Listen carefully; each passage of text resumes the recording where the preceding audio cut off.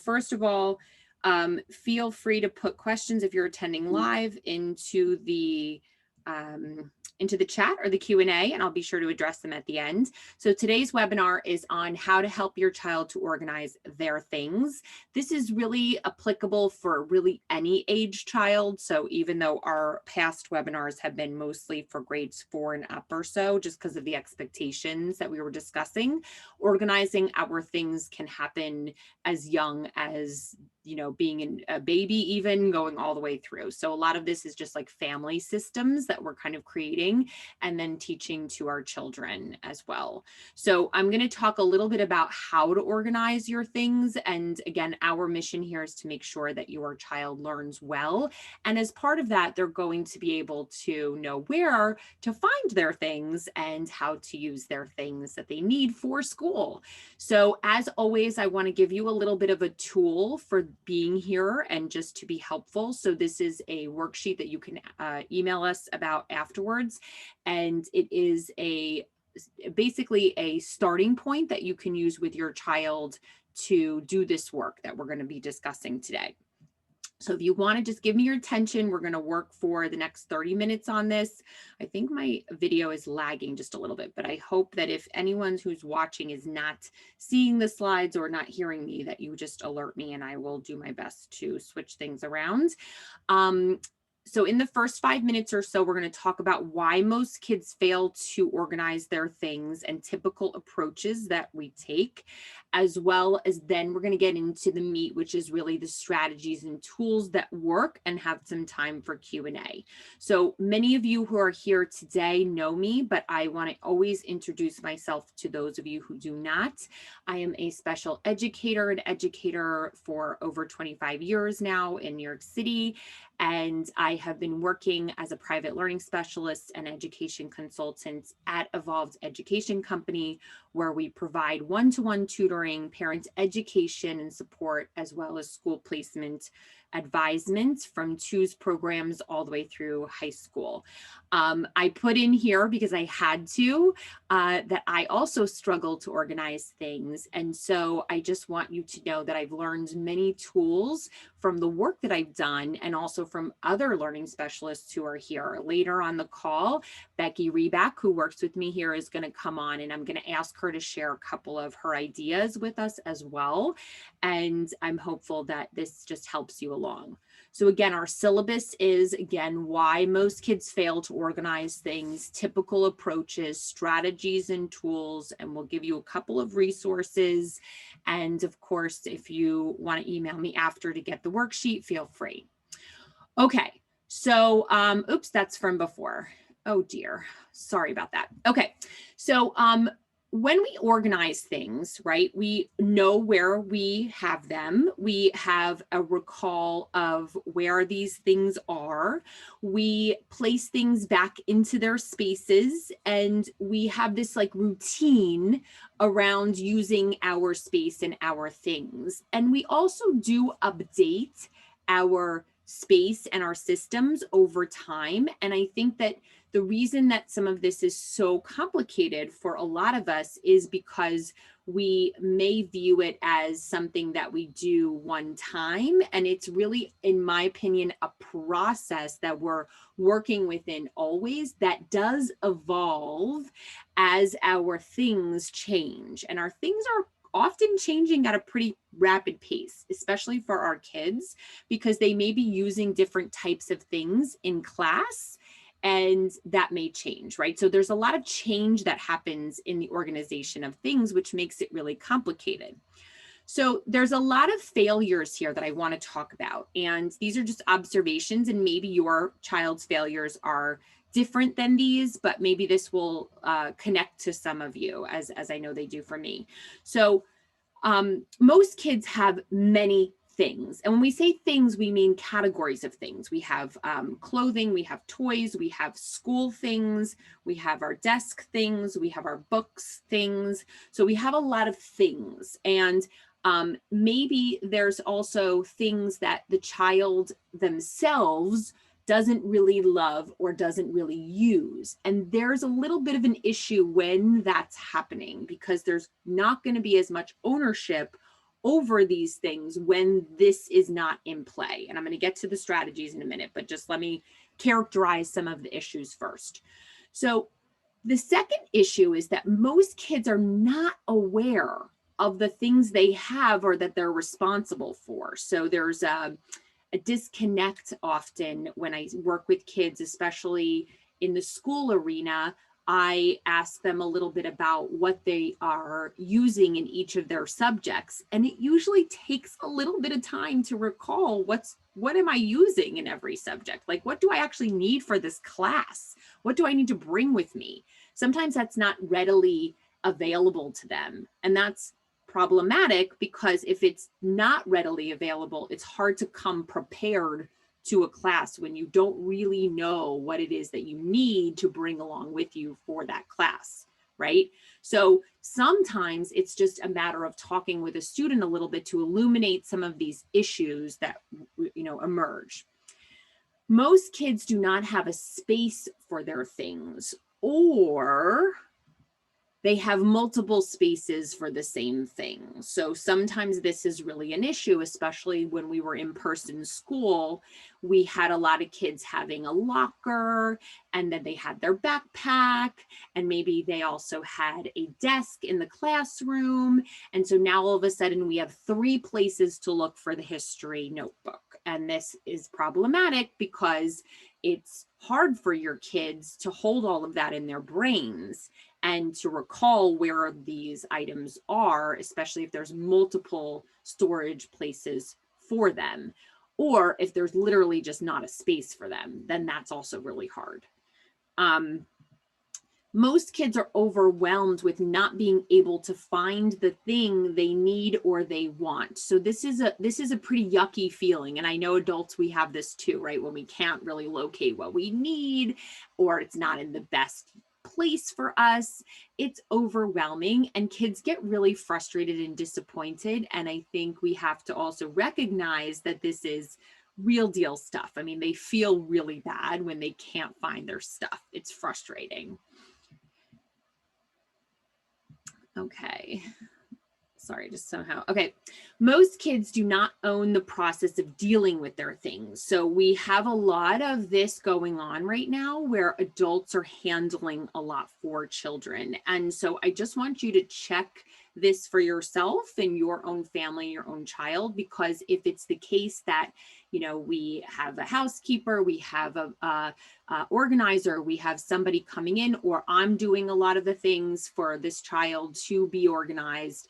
I might take the backpack and put things in, or move things around, or just go through the room and do the spring clothing and, all of those things. And, if that's the case, then what you're doing is doing it, and you're owning all of that process. And so what we get are kids who are going into high school who really have no idea how to do anything with their things.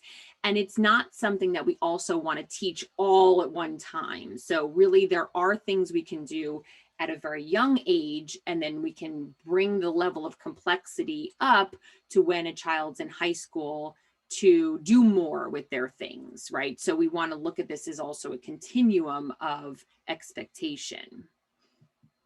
So typical approaches that I see a lot of families, and myself included, when I'm sort of like figuring out what I'm going to do with all of this is, we get some bins, and we, buy some notebooks, and we put things in drawers, and, we do all of those things. And I think, it's important just to understand that when we don't think about our child really, right? And again, go back to that whole first failure around, or maybe it's the second one, around the fact that we're supposed to have a connection to our things, so we own them. So if we don't think about our kids' connection to their things and how they use them, and the purpose of these things, then we kind of waste our time in solving this problem of things and organization of things. So what do we do about it? Okay, Mary, great. You've done a great job of illuminating all of my struggles. Like, thanks. Great. What do I do about it? Well, listen, I hear you, as I already said. This is sort of a great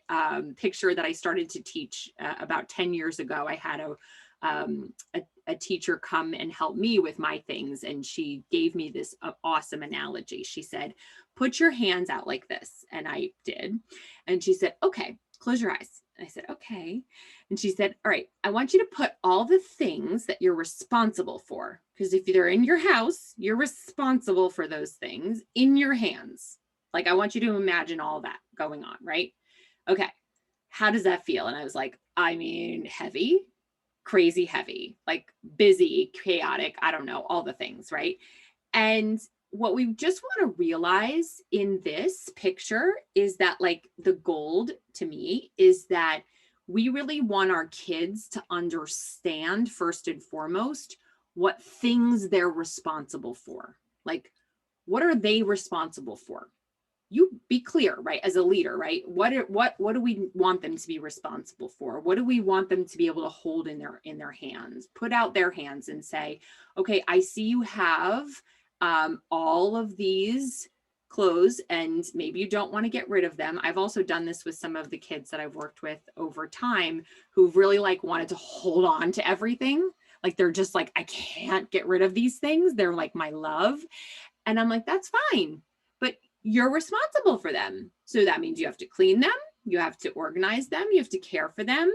They're your things, right? You're holding on to them. So if you're cool with holding on to a lot, everybody's threshold's a little different, right? And you can start to be curious about your kids' thresholds. I know one of my kids wants nothing to do with things. He's like, give me one thing and I'm good. Like, that's all I want, one thing. Don't complicate it. The other kid is like, actually, I like four things. I like four things to do the same thing, because sometimes I wanted to use it this way and sometimes I want to use it that way. It's fine as long as we're really clear on what we're holding on to, right? So what can you do about it? Well, these are some strategies I'm going to offer you. So the first is just put your kid in the driver's seat when it's applicable. I do not mean that we're taking a 2-year-old and we're giving them all the things to be responsible for, right? So sometimes you need help setting up the system. I know for me, I needed help to set up my systems, and I continue to need help. And that's just what I know. But once I have the systems, I can work on following them. And again, I laugh a little because, sometimes that's also an area of challenge. But, it's real life. It's just really just showing your kids too that you're working on some things too. But for example, when we have a kid who is struggling with bringing their things to the classroom, like they're not really bringing the right things to the classroom, we might need to set them up with a little sheet that shows them, like in their locker. I used to do this with my students where we would post what to bring to each class on their locker. And then they would know, oh, I have to bring these things to each class. And it was a little tool that we gave them to do that. In my opinion, that was a little bit of scaffolding. Scaffolding means we're going to give your child one thing to do. Once they master that one thing, it'll become part of them. And then we can bring the next level of instruction to them. So that particular student who I put the sheet in the locker for, after 3 weeks of following that sheet, we didn't need the sheet anymore. Now what we were doing was more trying to figure out how to pack up the bag at the end of the day and not just bring everything home with them, because that's something a lot of kids do when they don't really have a system for dealing with their things. So we might say, okay, the first step of this system is we're going to look at our planner and make a list of the things we need to bring home based on what work we have that evening. And that was the next set of instruction that we gave the students. So it didn't feel like we were doing so much at one time, if that makes sense. So again, if you need help with this, it's okay. But I would just say the golden piece of tool or strategy there that I want you to take away with you is just that you want to deliver maybe one thing at a time to your kid, and really like be specific. Like, the more specific you can be with what the thing is and where it goes and what to do with it, the better. Kids don't know. And I'm getting into that in a minute. So here's a way you can start with your kid. You can just take a category, the one category that might be going well. It's like not the worst one, maybe. You know your kid. If it's really fine to start with the worst one, go ahead. but you just want to examine like what things do we have? So if we look at the backpack, right? Okay, let's look at it. What things do we have in the backpack? Oh, interesting. Like you have notebooks for every class. You have books that you're reading in English. You have your laptop, right? And again, some of this has changed because we've been moving to more remote school. So it might not be as much of an issue. But if we go into the computer, that becomes our things too. And we look at files now as things. And so we might just open up that computer and say, oh, interesting. We have everything on the desktop that we have to do. This is going to be hard when your teacher says, pull out the notes from 3 days ago. So this becomes our thing that we're looking at, right? So we need to first examine what we have. So let's go into that computer model, because I bet you that's a lot of what's going on for a lot of our kids right now. Overpopulation of things causes anyone to shut down. It's called cognitive load. So each of us has a little bit of a different threshold depending on the situation. But if, let's say, we walk into a situation and there's like so many things to deal with, we're just probably not going to deal with them, or it's going to be overwhelming and we're going to start somewhere. But essentially for a kid, right? Becky, I noticed you jumped in. So I'm so excited to have you and gain your knowledge too, because I know you have done so much work, and you're actually like, I was joking with the audience and saying like, my ability to handle things is not great. Your ability to handle things is amazing. So I want you to jump in. I'm just going to get through the next couple slides and then I'll pause and allow you to share your wisdom. Great. So, again, I think this is really key, is you can always ask the kid, like if I have a kid that has a lot of things, I'll say like, well, do you love it? And again, going into that hand situation that I talked about before, and do you use it actually? I do this for myself too, sometimes when I'm weeding my clothing. Okay. Then you want to make a system or a space. So I know Becky's really like awesome at making systems with kids, and the system is really using a thing from start to finish. And then a space is like where we place the thing. So again, you want to be really, really specific when you say how you're going to use the thing. And I talked about just that homework piece before, where, if you look at your planner and see what you actually need to bring home with you or have access to for your homework session, that's a really interesting one to write out. That's a process that you could write out. You also want to match your child's learning ability in some ways to the way that you organize things. I know there's been a lot of talk around kids with ADHD. It's really important for them to see things and not to have them under or buried or in a drawer that they can't see. So that's something to know. Language-based LDs, a lot of visuals, color coding, routinizing.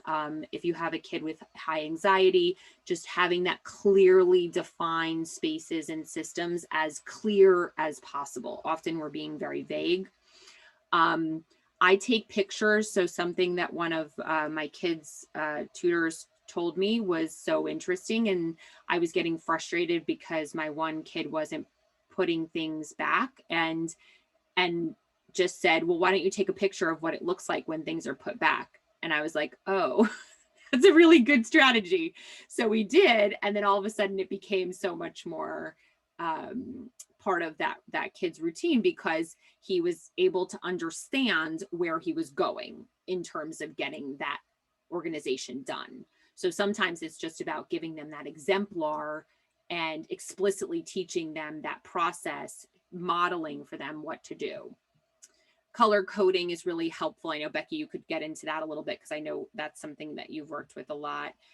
Practicing doing a little each day on the organizational work, calendaring so that you're having time to do the work with your kid.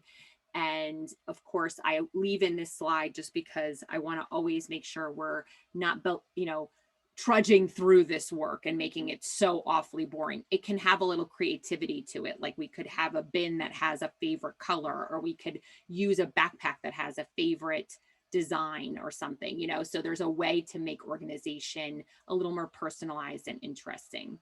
So Becky, I'd love to hear your knowledge. We're talking right now just about strategies for organizing things. And these are some of the slides I already went over. I'm just going to stop here and allow you to share a little bit of your insight. Yeah. So one thing I was thinking about when you mentioned the computer and organizing the computer is actually, it's fascinating to me how kids don't know how to label or title something when they're saving it. So, and I think that's something that's really important to pay attention. I have kids that just label it science study guide. And I'll say, okay, but what happens when your next test rolls around and you also title that science study guide?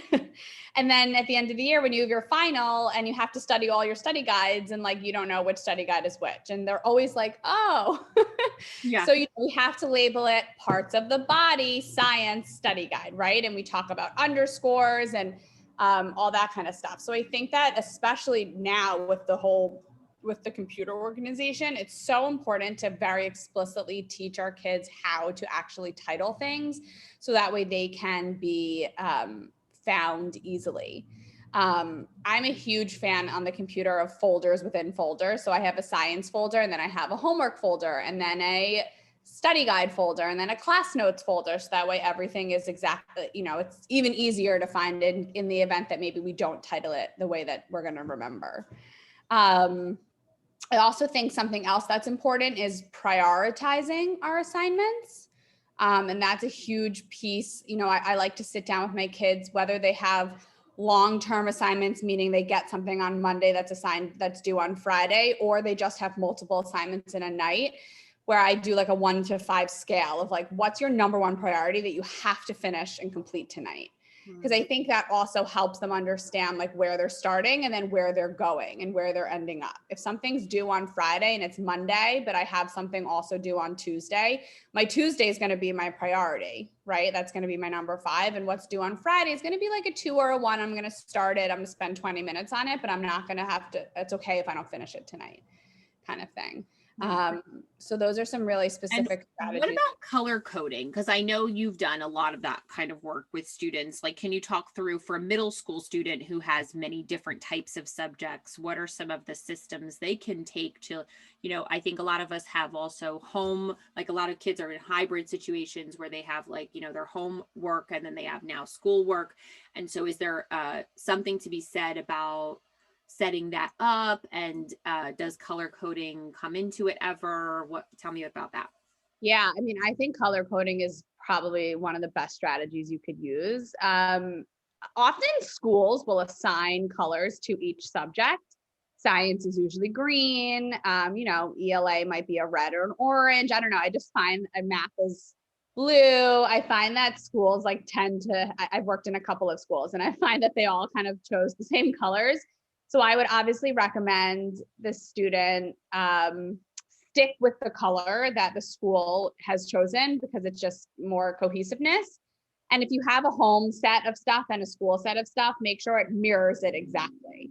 So finding out from your kid or from the teacher of what color coding they're using. And then also I think beyond color coding, like our folders or our notebooks, on Google Drive, you can color code your folders too on Google Drive. So your science should be green if that's the color that you've chosen or that the school has chosen, and your ELA should be red or whatever it is. But I also think color coding notes. When you're taking notes and you have a color for vocabulary, a color for a concept, and a color for, pictures, right? So that way your notes are color coded, and it's actually a really important study strategy too, because it kind of cues you, right? If you're just thinking of the color, you can kind of think about whatever the information is that you have. Sorry, my phone just started ringing. It's okay. Yeah, but I think color coding, but again, you were saying, make it fun. If the school has not assigned colors, like let the kid choose the color they want, or let them choose, maybe it's not colors, but it's different characters, right? So maybe they're really into like Marvel. And so they have I'm gonna test my Marvel skills here, but they have like an Iron Man folder and then like a Hulk folder, and I don't even know if those are Marvel, but Something like that. Yeah. you know, like make it personal and fun. And I think that the more bought into it the kid is, the stronger the strategy and like more long lasting it'll be. Agree wholeheartedly. And again, sometimes kids just need a little bit of setup. So they need to work with a tutor for a number of sessions just to get a system set up. So if you notice the computer, for example, is a total mess, sometimes having someone come in for like 8 sessions just to address that and give them a system that then they can enact. And then it just becomes where they learn the system. And then the switch then becomes the accountability, right? We then just hold them accountable for following that system. And sometimes kids will fall off that, like just because they forget or it becomes overwhelming or it feels just like it needs support. And so you'll put it back together again, essentially, and you'll put it back on track with that support. I know that's really something super useful and helpful. I understand that totally. I find when I'm creating systems with kids, we write down like a key that they hang up on their desk. Or like, I have a couple of kids that have like a whiteboard that they kind of put a magnet on the whiteboard kind of thing and right at their desk or in their room or wherever they're doing their work. And that it becomes less overwhelming because they're not required to remember. Yes. Right. They just need to be able to, like, the way I prompt my students is use your resources, which is perfect for right now. Right. Yeah. So, and at the point I get my students to the point where I can say, if they can't remember the system we created or the color or whatever it is, I say, use your resources. And then they're like, oh, and they check their key or their list. And then it's like, no problem.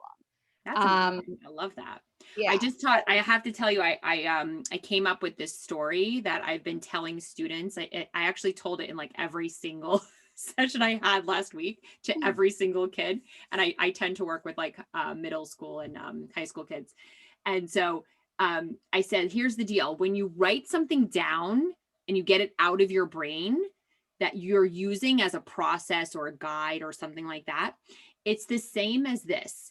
If you have to run 4 football fields and you pick up a brick, like a building brick, it's like rough around the edges and it's like heavy and awkward and scratches your hands, and you have to run 4 football fields with this brick, you're going to want to put it down. It's like annoying, right? So put it down and now run the same 4 football fields. How much better does that feel? And most of the kids will laugh and be like, well, of course, it's way better not to run with the brick in your hands. And I'm like, exactly. So just write down all that you have to do, like your objective, right? Yeah. Your key, your resource. So it's out of your brain. And then you have all that brain power to do whatever you need to do with your work, right? So I love that story that came to my mind. You said cognitive load. Executive functions and strong executive function skills is all about lessening your cognitive load. Yeah. You want to be as an autopilot as you possibly can for as many things as you can. Right. Basically. Oh my God, that's a good quote. I'm going to grab that one and re-listen to it. So good. Okay.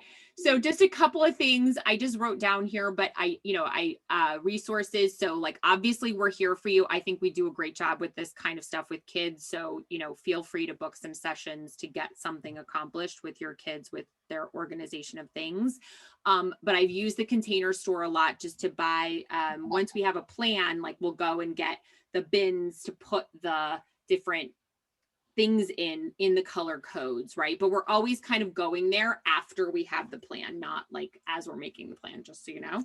And then I love Paper Source too, because sometimes I can find like more unique stuff in there for kids. So maybe a sticker or something that we're going to use and things like that. So again, it can be a little fun if you want.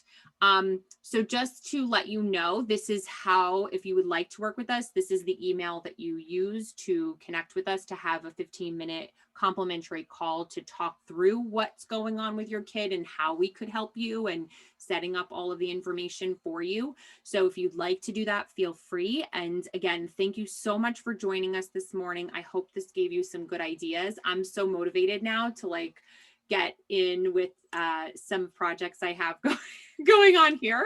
As mentioned, it's always a work in progress for me.